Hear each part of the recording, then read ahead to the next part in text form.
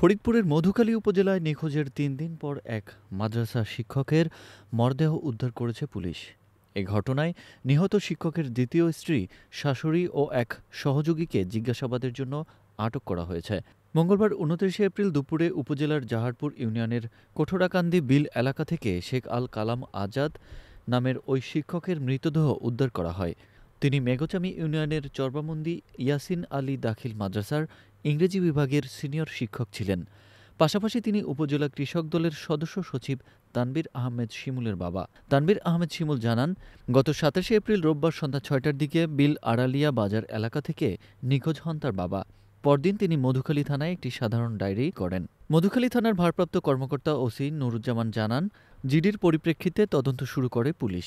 এক পর্যায়ে প্রশাসন সহ একটা সন্ধানী অভিযান টিম আসে, তখন আমাদেরকে ফোন দেয়, আমরা যাই, যাওয়ার পর বিষয়টা জানতে পারি। তখন ওনার লাস্ট লোকেশন এবং ফোনের কথার কল রেকর্ড অনুযায়ী কাদিদি বাজারের পাশে ট্রেস করা হয়। তখন আমরা ওই অভিযান টিমের সাথে খোঁজ করি, তখন কোনো ট্রেস পাই নাই এবং আশেপাশেও আমরা দেখছি খোঁজ করে পাই নাই। আমরা রাত ৮টা পর্যন্ত এদিকে আশেপাশে দিয়ে ওনার আজকে যে ভিকটিম তার স্বীকারোক্ত অনুযায়ী আমরা খবর পেয়ে এখানে আসি, পুলিশ সহ আসে। আমরা দেখতে পাই যেভাবে তাকে যে নির্যাতন করে মেরেছে, ঘটনা হৃদয় বিদারক। আমরা আশা করব খুব তাড়াতাড়ি উপযুক্ত শাস্তি হোক এবং এই ঘটনার যাতে পুনরাবৃত্তি না ঘটে।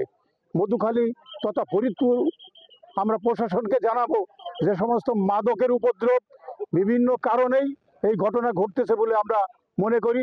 তাই আমরা মনে করব প্রশাসনের যারা আছে তারা এগুলোই মাদক দ্রব্য নিয়ন্ত্রণ আইনকে সামনে রেখে আমাদের যারা মাদকের সাথে জড়িত বিক্রেতা এবং ক্রেতা সবাইকে দ্রুত আইনে বিচার করুক।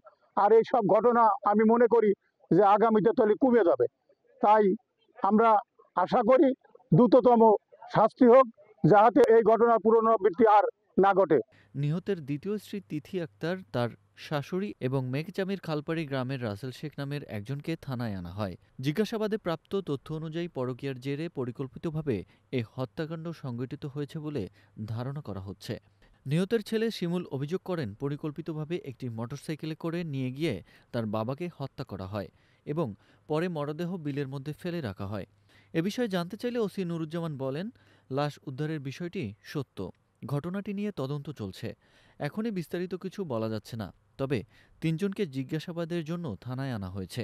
পুলিশ জানিয়েছে, মরদেহ ময়নাতদন্তের জন্য ফরিদপুর বঙ্গবন্ধু শেখ মুজিব মেডিকেল কলেজ হাসপাতাল মর্গে পাঠানো হয়েছে।